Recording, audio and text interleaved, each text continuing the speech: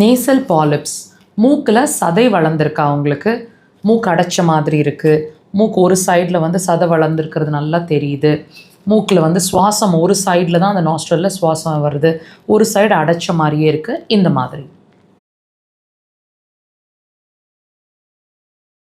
இந்த மாதிரி மூக்கில் சதை வளர்ந்துருக்குன்னு உங்களுக்கு உங்களோட டெஸ்ட் ரிப்போர்ட் சொல்லுது. இதுக்கு ஆப்ரேஷன் தான் அவங்க சஜஸ்ட் பண்ணியிருக்காங்க. ஆனால் நான் ஆப்ரேஷன் இல்லாமல் சிகிச்சை இருக்குமான்னு தேடிட்டுருக்கேன், ஒரு கம்ப்ளீட் சொல்யூஷன் கிடைக்குமான்னு யோசிச்சுட்ருக்கேன் அப்படின்னா இந்த பதிவை முழுசாக பாருங்கள். இந்த பதிவில் இந்த நோஸில் ஏற்பட்டிருக்கக்கூடிய சதை வளர்ச்சி ஏன் வந்திருக்கு, அதாவது நேசல் பாலிப்ஸ் ஏன் வந்திருக்கு, இதுக்கு என்ன காரணங்கள், வேறு என்னென்ன சிம்டம்ஸ் வந்து இதோட இருக்கும், இதுக்கான ஒரு தீர்வு என்ன, இது எல்லாத்தையுமே நம்ம இந்த பதிவில் தெரிஞ்சுக்கலாம். இப்போ இந்த நோஸ் சம்மந்தமான, அதாவது மூக்கில் என்ன பிரச்சனை, மூக்கு சம்மந்தமான சுவாசம் சம்மந்தமான எந்த பிரச்சனையாக இருந்தாலும் இது டைரெக்டாக நம்மளோட நுரையீரல் சார்ந்த பிரச்சனையும் மலக்குடல் சார்ந்த பிரச்சனையும் இருக்கிறதுக்கான அல்லது வரக்கூடிய அறிகுறிகளாக இருக்கணுங்க.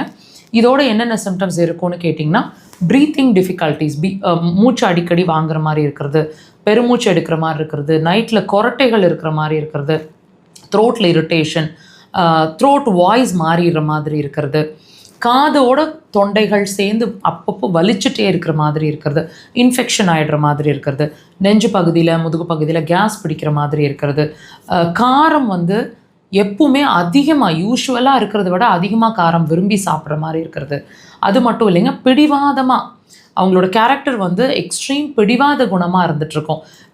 இது மட்டும் இல்லை, தண்ணி மாற்றி குடித்தா சளி பிடிச்சிக்கிறது, குளிர்ச்சி சேர்த்துனா சளி பிடிச்சிக்கிறது, மழையில் 4 துளியில் நனைஞ்சா சளி பிடிச்சிக்கிறது, எப்பவுமே வந்து குளிர்ச்சியே சேராது, சில்லுன்னு ஏதாவது எடுத்து சாப்பிட்டா ஒரு ஐஸ்கிரீமோ தயிரோ ஃப்ரிட்ஜிலேருந்து சாப்பிட்டாலும் தொண்டை கட்டிக்குதுன்னு சொல்கிறது, இந்த மாதிரி விஷயங்கள் இருக்கும். அடிக்கடி சளி பிடிக்கும், சளி 2 நாள் 3 நாள் இருக்கும், சரியாக போயிடுற மாதிரி இருக்கும். அது மட்டும் இல்லைங்க, ஊர் விட்டு ஊர் போய் தண்ணி மாற்றி குடித்தா கூட சளி பிடிச்சிக்கிற மாதிரி இருக்கும். இது இல்லைன்னா சளியே ரொம்ப வருஷம் ஆச்சு, பிடிக்கவே இல்லை அப்படின்னு ஃபீல் பண்ணுறது. இதில் ஏதாவது ஒரு சிரமம் இருக்கும். அது மட்டும் இல்லைங்க, மோஷன் சிரமமும் சேர்ந்து இருக்கும். ரொம்ப முக்கியமான பிரச்சனை, மோஷன் சரியாக போக மாட்டேங்குது, அடிக்கடி போகுது, டைம் இல்லாமல் போகுது, கேஸ் ஃபார்ம் ஆகிடுது, ஃப்ளேட்லன்ஸ் கேஸ் ரிலீஸ் ஆகுது. இந்த மாதிரி மலக்குடல் சார்ந்த பிரச்சனை கண்டிப்பாக ஏதாவது ஒன்று இருக்குங்க.